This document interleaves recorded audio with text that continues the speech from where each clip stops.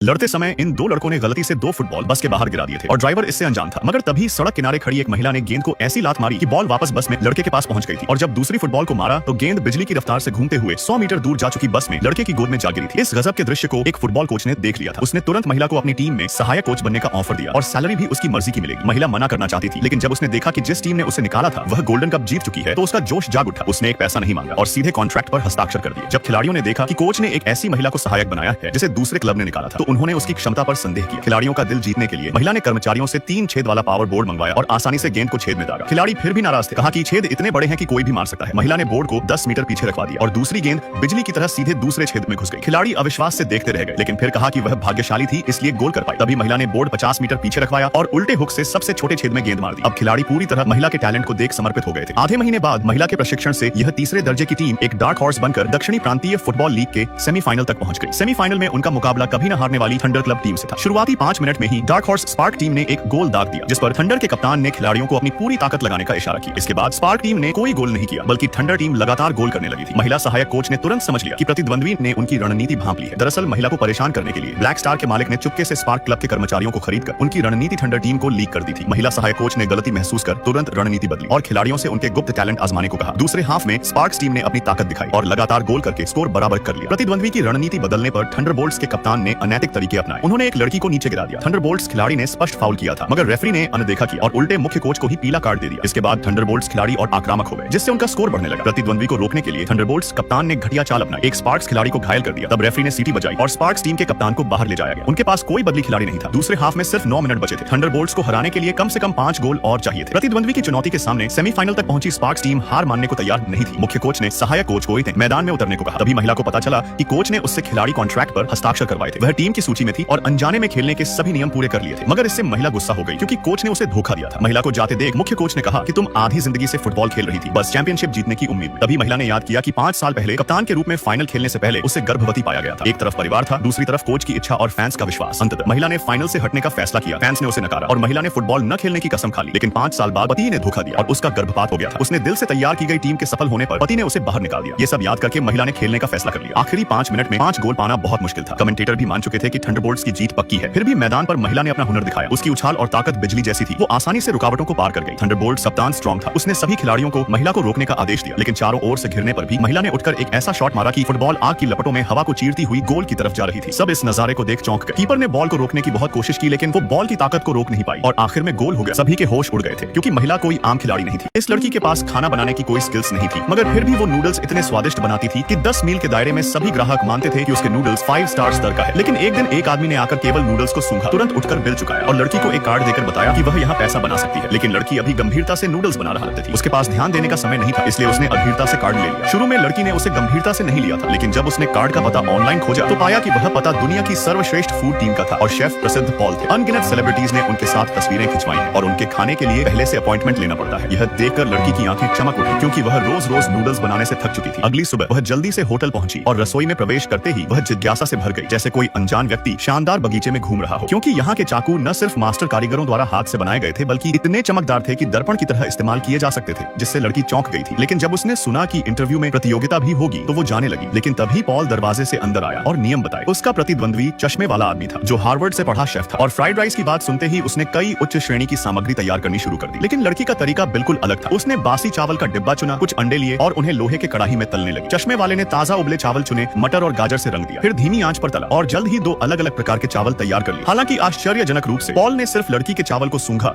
और तुरंत घोषणा कर दी कि चश्मे वाला हार गया है। चश्मे वाले आदमी को सुनकर अविश्वास हुआ, लेकिन बदले में एक जोरदार थप्पड़ मिला। दरअसल चश्मे वाला आदमी चावल लेते ही हार गया था क्योंकि उसके चावल एक साथ चिपक गए थे, जबकि लड़की के चावल अलग अलग दाने थे। जैसे ही लड़की इस बात से खुश हुई, पॉल अचानक आगे आया और उसकी गर्दन सूंघी और जैसे ही लड़की के शरीर से खट्टी गंध फैली, पॉल ने तुरंत उसे साफ कपड़े पहनने को कहा और जल्द ही टीम को एक रात्रि भोज का काम मिला। उन्हें कल एक जनरल के लिए उच्च श्रेणी का वाग्यू बीफ पकाना था। लड़की को जल्दी काम सिखाने के लिए मुख्य शेफ ने खुद मांस काट कर दिखाया, लेकिन इस उच्च श्रेणी के खाद्य पदार्थ को काटना बहुत कठिन था। एक ही चाकू से मांस को 2 मिलीमीटर की पतली स्लाइस में काटना था। लेकिन हमेशा फ्राइड नूडल्स बनाने वाली लड़की को चाकू चलाना नहीं आता था, जिससे पॉल ने उसे बेवकूफ कहकर डांटा। कोई चारा न देख पॉल ने उसे मांस तलना सिखाया, लेकिन लड़की या तो ज्यादा तेल डालती या आग तेज रखती। पलक झपकते ही उसने 2 किलो बीफ बर्बाद कर दिया था। पॉल ने कहा अगर आज अच्छा नहीं पकाया तो वो घर जाकर नूडल्स ही बनाने का काम करे। लड़की यह अपमान सहन नहीं कर सकी और बिना कुछ कहे जाने लगी। लेकिन लिफ्ट का बटन दबाते ही उसे पछतावा हुआ क्योंकि उसने बड़े व्यापार को देख लिया था। वह कैसे छोटी दुकान पर पर लौटकर नूडल्स बनाना चाहेगी। इसलिए वह फिर से रसोई में लौट आई और लगातार बीफ तलने का अभ्यास करने लगी। एक बार में नहीं हुआ तो दोबारा कोशिश की। सहकर्मी एक एक करके घर चले गए थे, लेकिन लड़की अकेले रसोई में अभ्यास करता रही। अगली सुबह जब सहकर्मी काम पर आए तो वे हैरान रह गए। उन्होंने देखा कि लड़की ने पूरी रात अभ्यास किया था। जैसे ही पॉल धीरे धीरे रसोई में आया, ओई की आंखें तुरंत दृढ़ हो गई और बिना कुछ कहे उसने तेल गर्म करना शुरू किया, मांस को कढ़ाई में डाला, फिर बस पलटा और प्लेट में परोस दिया। पॉल ने उठाकर देखा और सीधे मुंह में डाल दिया। इस तरह लड़की ने मुश्किल से यह परीक्षा पास कर ली। फिर रात में लड़की एक जनरल के रात्रि भोज में मदद करने पहुंची, लेकिन लड़की ने कभी नहीं सोचा था कि पॉल उसे सभी उच्च अधिकारियों के सामने अपने तलने के कौशल का प्रदर्शन करने को कहेगा। शेफ की उम्मीदों पर खरा उतरने के लिए लड़की को हिम्मत जुटाकर आगे बढ़ना पड़ा। जैसे ही मांस कड़ाही में नाचने लगा, अधिकारीगण तालियां बजाने और चिल्लाने लगे। लड़की ने खाना इतना स्वादिष्ट बनाया कि सब अमीर प्लेट तक चाटने लगे थे।